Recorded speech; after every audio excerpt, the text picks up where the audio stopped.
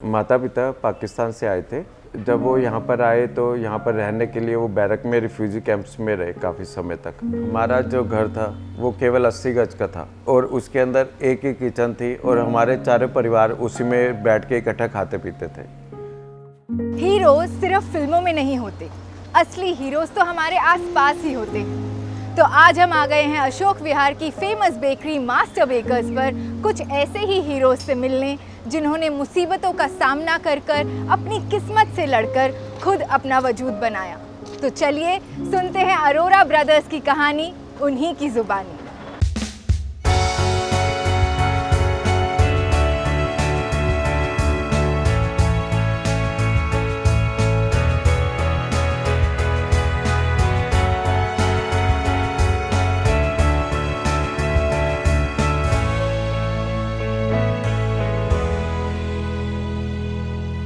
मेरे माता पिता पाकिस्तान से आए थे और जब वो यहाँ पर आए तो यहाँ पर रहने के लिए वो बैरक में रिफ्यूजी कैंप्स में रहे काफ़ी समय तक और रहने के लिए घर भी नहीं था। तो मेरे पापा ने किसी कंपनी में काम करा, ट्रक ड्राइवर थे कोका कोला कंपनी में, और मेरी मदर जो है सिलाई का काम करती थी। वो दिन रात अपना काम में बिज़ी रहते थे ताकि घर के लिए कुछ कर पाएँ, क्योंकि हालात ऐसे थे कि हम लोगों के लिए मम्मी और पापा दोनों को काम करना पड़ता था।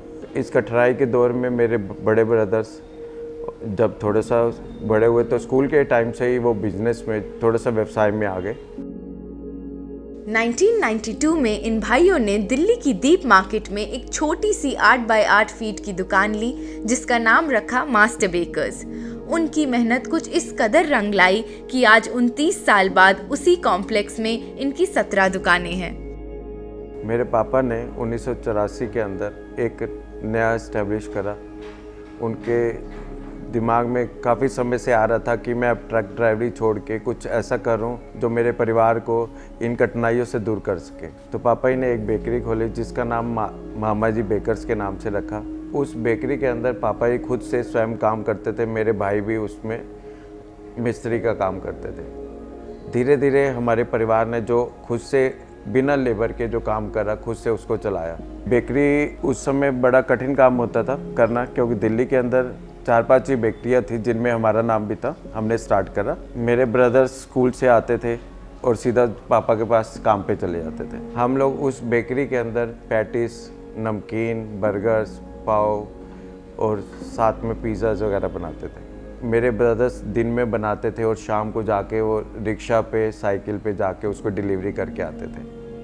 कुछ समय बाद ऐसा हुआ कि हमारा काम चलने लग गया तो हमने एक 3 व्हीलर ले ली।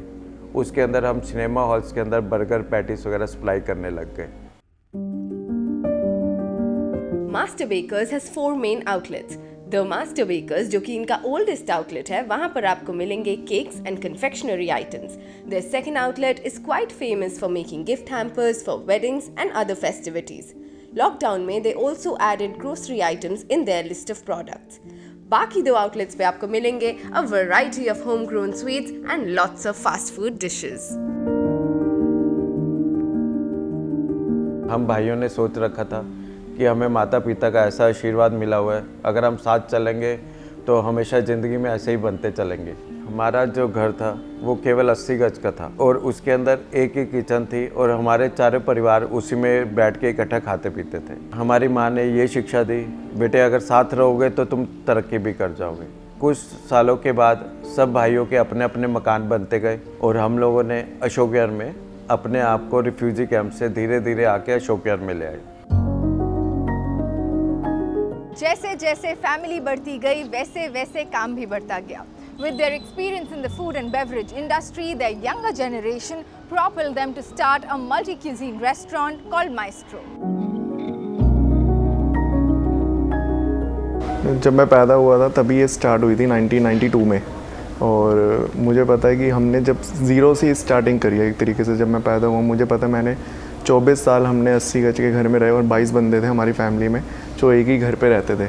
वो तो अभी 5 इयर्स ही हुए हैं जो हम अलग अलग एक मतलब सबकी अपनी अपनी प्रॉपर्टीज़ हैं। बचपन में मुझे याद है कि मतलब बिल्कुल भी 7 डेज़ वर्किंग होते थे। पापा मतलब सुबह जाते थे, रात को 11-12 बजे आ रहे हैं और मतलब बिल्कुल टाइम नहीं देते थे।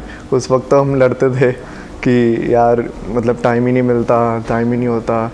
बट जब हम शॉप पे आना हो गए, शुरू हुए 11th-12th में मैं आना स्टार्ट हुआ, थोड़ा थोड़ा टाइम कॉलेजेस में आना स्टार्ट हुआ मैं, तब रियलाइज़ होता है कि हाँ, कि मतलब नहीं आते थे तो वर्दी था, कि मतलब पता चलता है कि कितनी मेहनत लगती है और सारी चीज़ें। तो फिर मैंने बस 2016 में अपना रेस्टोरेंट स्टार्ट किया एंड बस अब भगवान की दया से मतलब अच्छा है सब कुछ।